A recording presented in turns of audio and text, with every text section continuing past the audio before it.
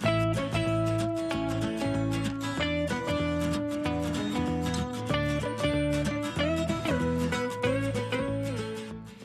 everybody and welcome to another video. Today we're going to do something a little different. I'm going to get a bit personal with you all, but I think it's good to talk about. It's good to talk about this issue because I know there's a lot of people that are struggling with this just like me, and I know that if we talk about it more and get it out there more, then talking about mental health will be more normal, and maybe this video will help someone who may not realize that they're struggling with this issue. And so yeah, I'm going to be a little bit more mellow in this video just because I'm really uncomfortable talking about it, to be completely honest, but I do believe that making this video will be important and helping somebody out there that's watching this video. So I got my cup of chamomile tea to help me here, and I got a nice candle. I'm trying to be as comfortable as possible so I can accurately convey and more comfortably convey what I want to talk about in this video. And so yeah, so if I seem a bit uncomfortable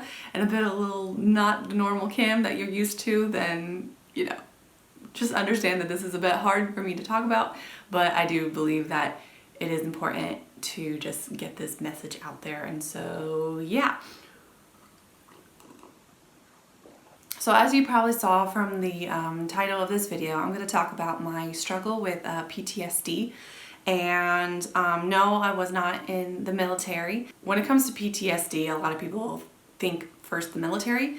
And yes, a lot of people in the military deal with PTSD. They're in, especially those that are in conflict zones or in war zones and stuff, they see a lot of things that is really stressful and that does take a toll on people. But there is the other side, well, not really the other side, there is another, there are other people that deal with PTSD that are not in the military, and that is kind of my situation here. I had a very stressful situation where I didn't realize until later that it left a good deal of like a mark on my life, a bit of scarring on my life, and it does affect me on a day-to-day basis, even 2 years later.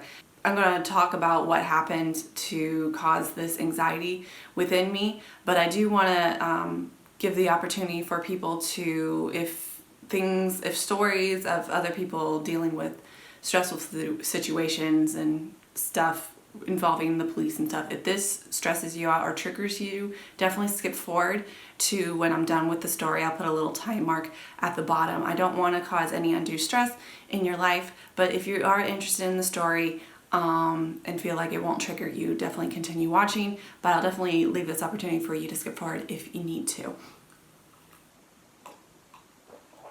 It was about 2 years ago, I think December of 2018.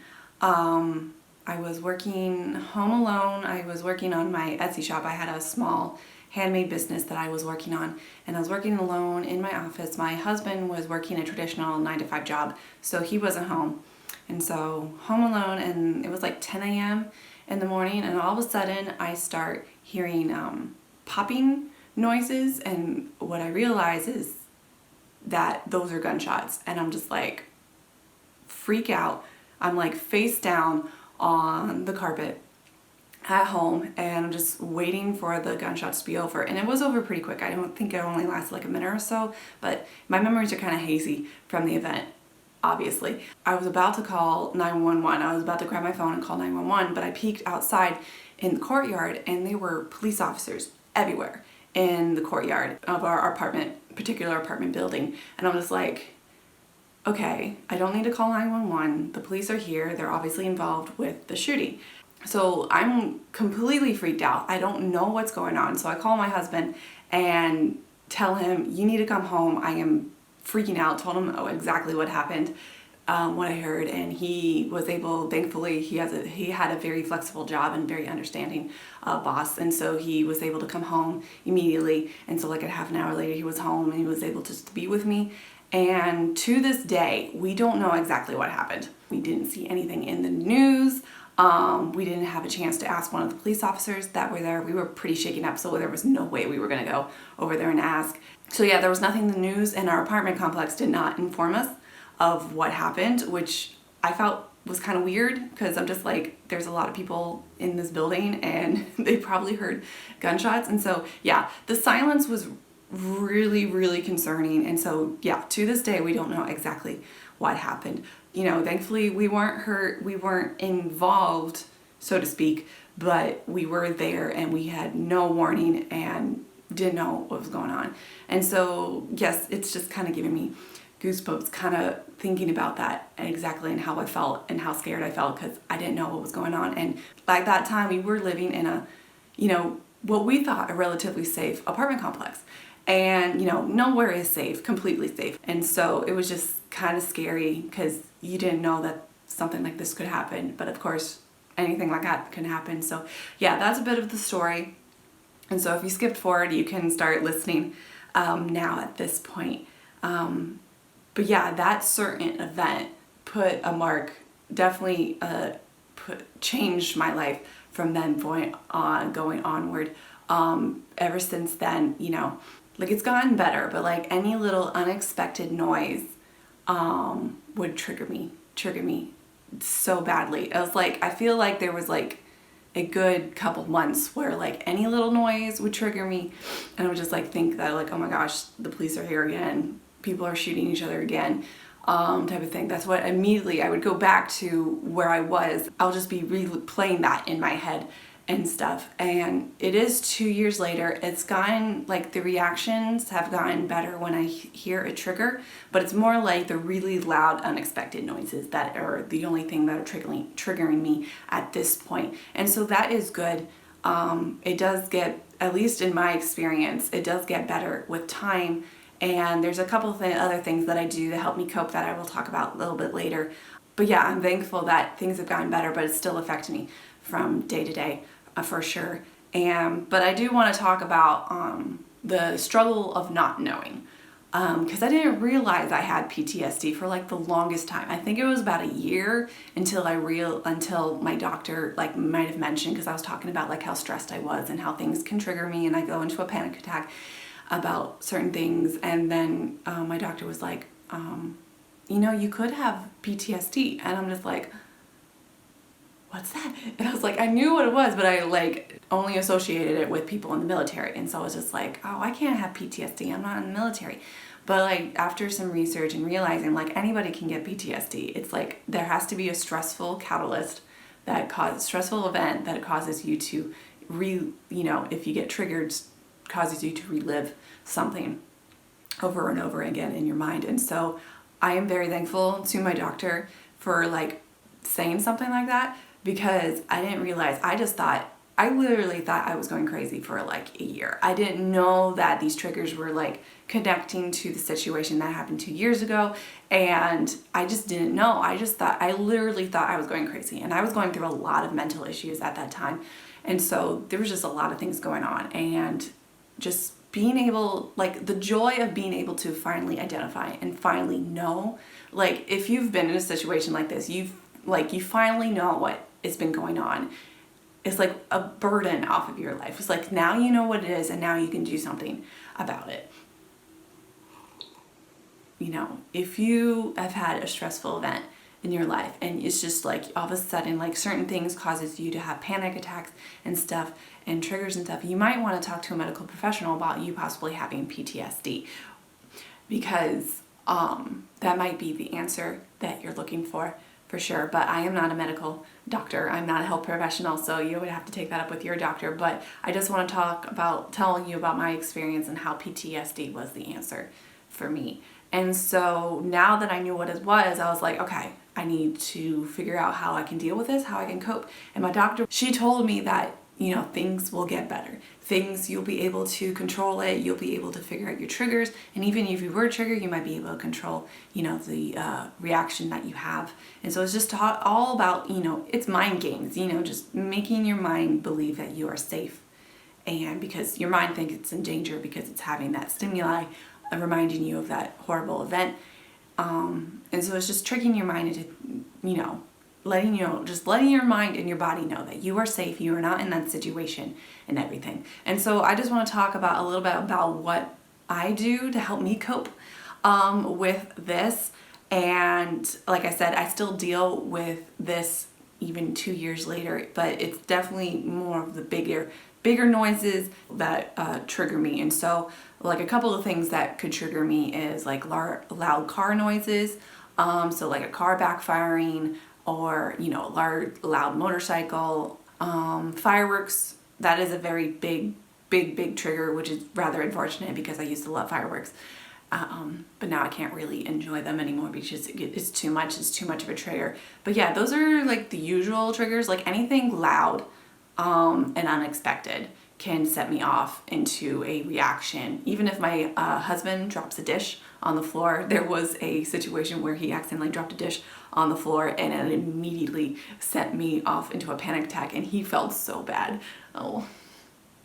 But yeah, any unexpected loud noises can set me off into a panic attack, because my mind is going all the way back to 2 years ago for when that situation happened. So I want to talk a little bit about things that helps me cope. So like the main thing that really helped me was removing myself from the stressful environment. So after that, we're going to call it a police raid because we don't know exactly what it was, but our best guess, it was a police raid. And so after that event, we were like, okay, this area is not a great area. If there's people that are, causing the police to raid their apartment, maybe this is not the greatest place to be in. And so pretty much within the week of that police raid, we got ourselves another apartment. We were able to break our lease, thankfully. We were able to break our lease and move into another apartment within a span of a week. And I'm very grateful that we were able to do it so soon. My parents were able to loan some money to help us break our lease because we had to pay a fine. But we were like, okay, our safety and our sanity is the most important. And so we were able to break our lease and move out and find another apartment, a better apartment, mind you. And that's the apartment that we're in right now. And we love it. And we were able to get ourselves out of that environment into a better place, and we have had no issues here whatsoever. It's a very safe place.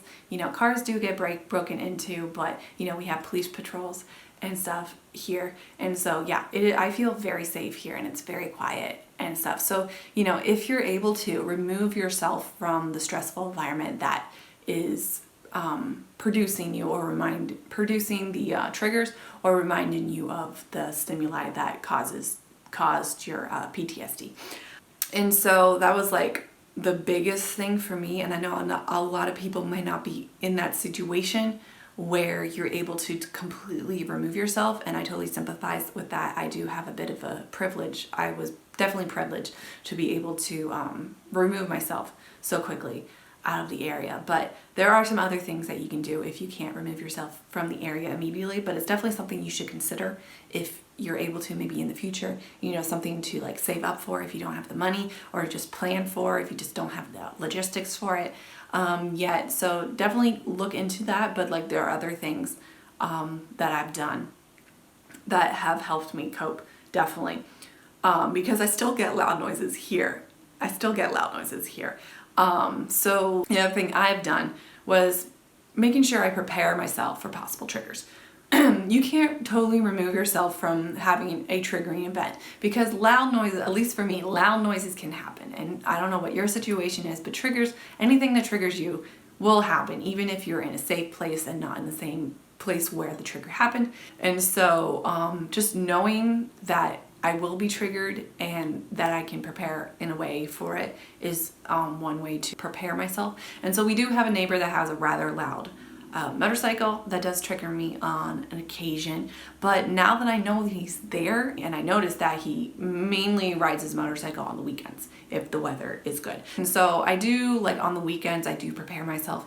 But I noticed that I only hear our neighbor's motorcycle if I am in the bedroom. And so during the weekend, I'm mainly downstairs in our living room, and so I don't hear it that often. And so just knowing that, there's going to be a trigger, and maybe put myself in a different area, or just prepare myself in that, like mentally prepare myself in that around that time. Another way that I prepare myself, I did mention that fireworks are very triggering to me. And so fireworks here in America, fireworks happen on certain days of the year. And so 4th of July, definitely a big one. We do a lot of fireworks in the 4th of July. And so I make sure I mentally prepare myself. I know the fireworks are going to happen at a certain time, like in the evening. And so being in a like position, knowing when that's going to happen. And then I also have noise canceling headphones that I bought specifically just to tune out the loud noises. And so I have these noise canceling headphones, and I either listen to an audiobook, listen to some music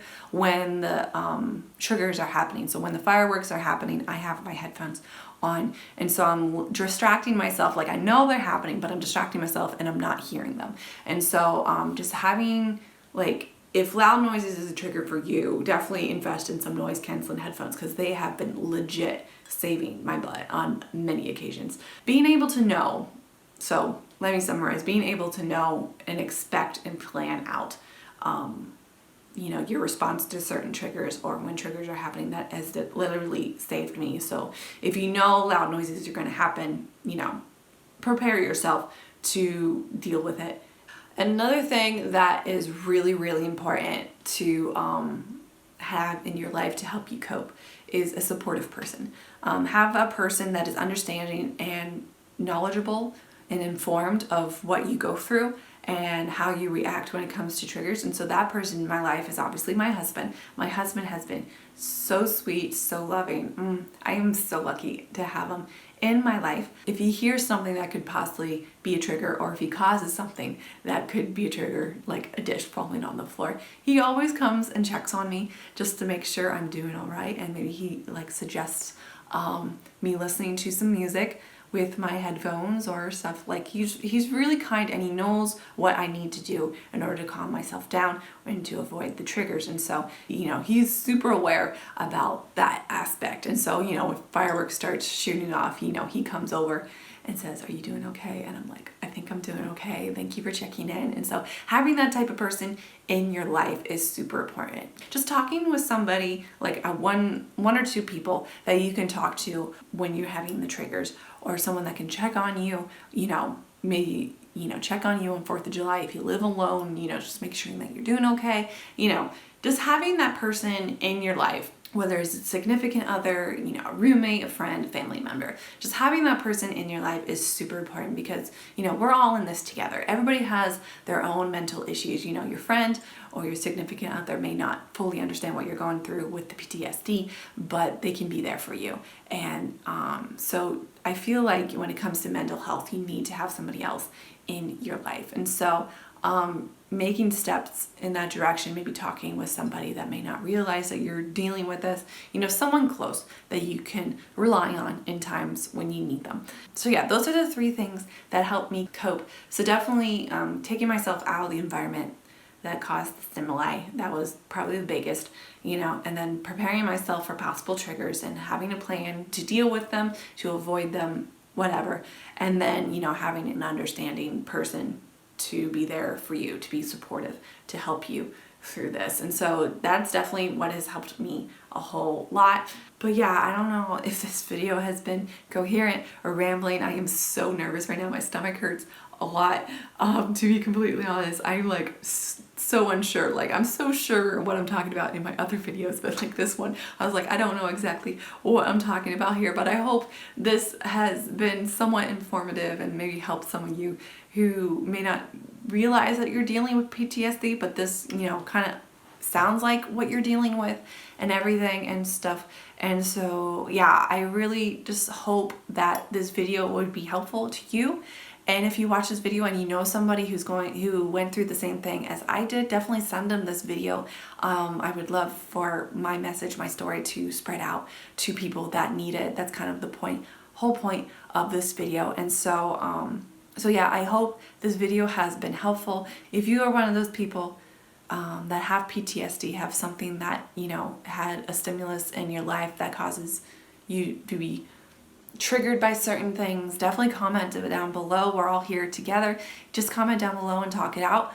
I will make sure that this is a safe area for you to talk about your struggles and everything. So yeah, definitely comment down below. I would love to hear your stories. Maybe you have some other ways that you cope and everything. And so yeah, definitely comment down below. I would love to talk to any of you who are having the same issues as me. Like we said, we are all in this together.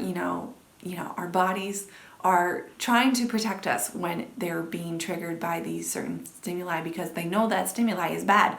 And so, you can't hate too much on your body. Your body's just trying to protect you.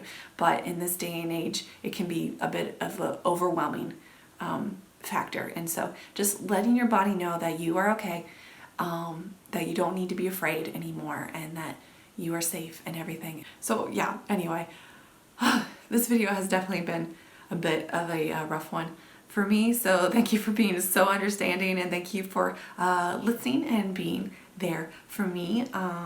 If you watch this and you're kind of anxious too, let's just have a deep breath in and exhale. Yeah, that feels better. Well, anyway, thanks for watching this video. I know it was definitely a little bit different. And, but yeah, thank you for listening. I probably should just stop because I'm just going to continue rambling on and on. So thank you for watching, and I'll see you in the next one. Bye, everybody.